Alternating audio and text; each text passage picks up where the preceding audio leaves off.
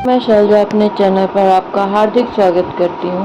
आशा करती हूँ आप सब स्वस्थ एवं प्रसन्न होंगे। आज मैं चौथे अध्याय में श्री बलराम और श्री कृष्ण के द्वारा बछड़ों का चराया जाना तथा वत्सासुर का उद्धार की कथा सुनाऊंगी। श्री नारद जी कहते हैं, हे राजन, सनंद की बात सुनकर महामना नंदराज समस्त गोप गणों के साथ बड़े प्रसन्न हुए। वृंदावन में जाने को तैयार हो गए। यशोदा, रोहिणी और समस्त गोपांगनाओं के साथ घोड़ों, रथों, वीर पुरुषों और विप्र मंडली से मंडित हो परम बुद्धिमान नंदराज दोनों पुत्र बलराम और श्री कृष्ण सहित रथ पर आरूढ़ होकर वृंदावन की ओर चल दिए। उनके साथ बहुत बड़ा गौओं का समुदाय था। बूढ़े, बालक और सेवकों सहित अनेक छकड़े भी चल रहे थे। यात्रा के समय शंख बज रहे थे, नगरों की ध्वनियां हुई।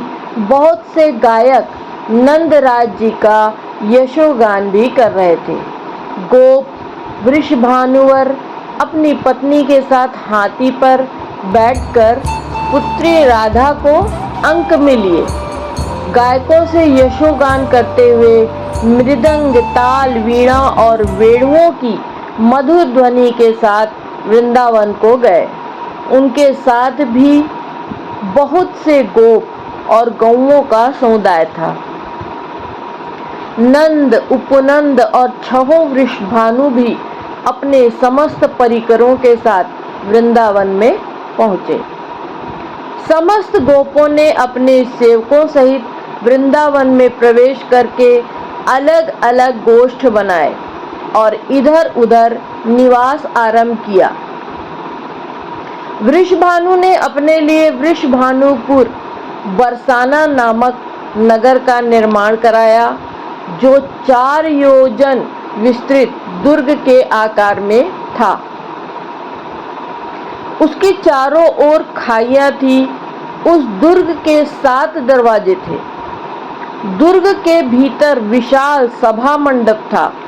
अनेक सरोवर उस दुर्ग की शोभा बढ़ा रहे थे। बीच बीच में मनोहर राजमार्ग का भी निर्माण कराया गया था। एक सहस्त्र कुंज उस पुर की शोभा बढ़ाते थे।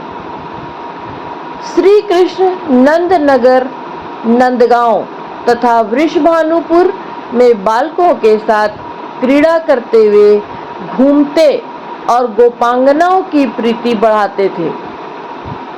राजन, कुछ दिन बाद संपूर्ण गोपों के समादर भाजन मनोहर रूप वाले बलराम और श्री कृष्ण वृंदावन में बछड़े चराने लगे।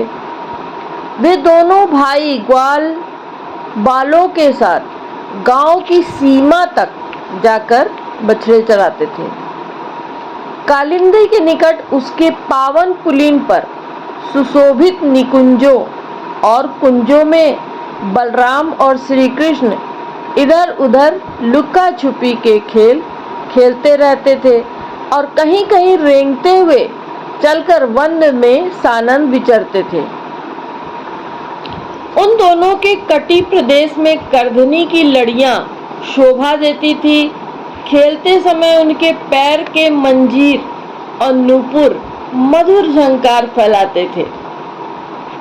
बलराम के अंगों पर नीलांबर शोभा पाता था और श्री कृष्ण के अंगों पर पीतपट। वे दोनों भाई हार और भुजबंदों से भूषित थे। कभी बालकों के साथ छेपड़ों, ढेलवासों द्वारा ढेले फेंकते और कभी बांसुरी बजाते थे।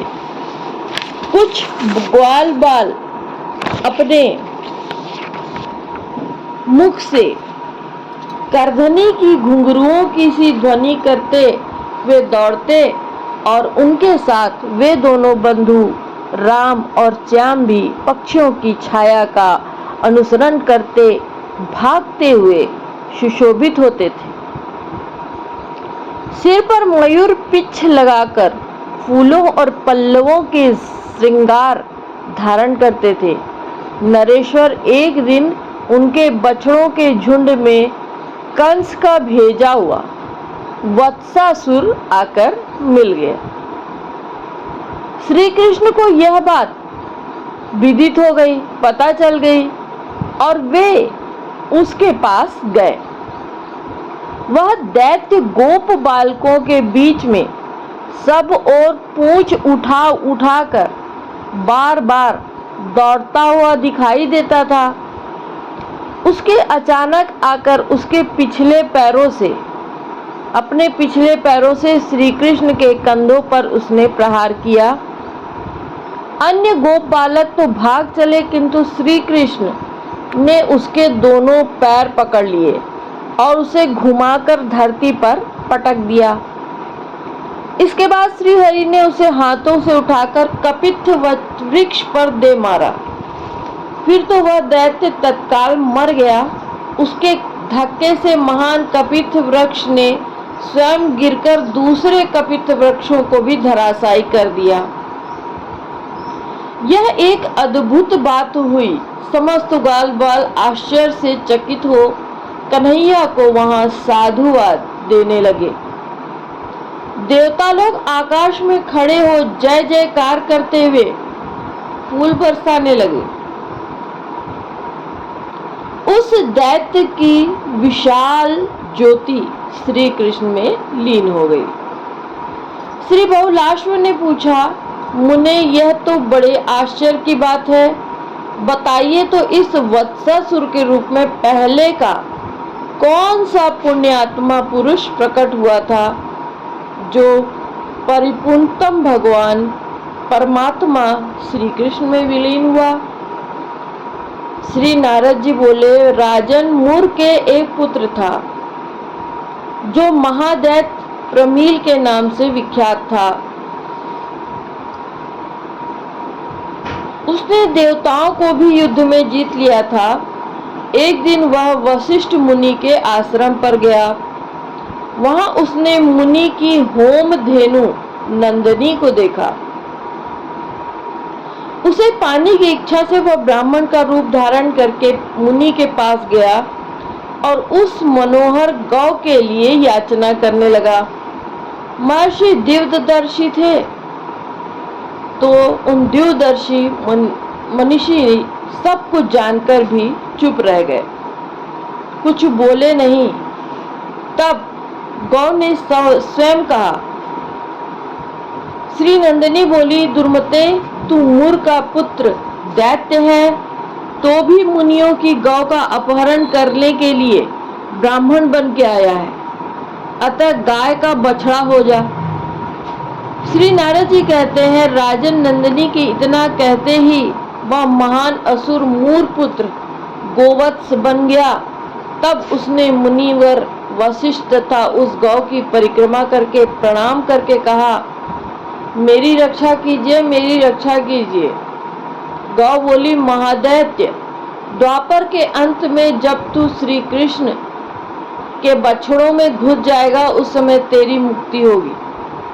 श्री नारद जी कहते हैं, उसी शाप और वरदान के कारण परिपूर्णतम प्रतीत पावन साक्षात भगवान श्री कृष्ण में दैत्य वत्सासुर विलीन हो गया और इसमें विस्मय की कोई बात नहीं। बोलो जय श्री कृष्ण।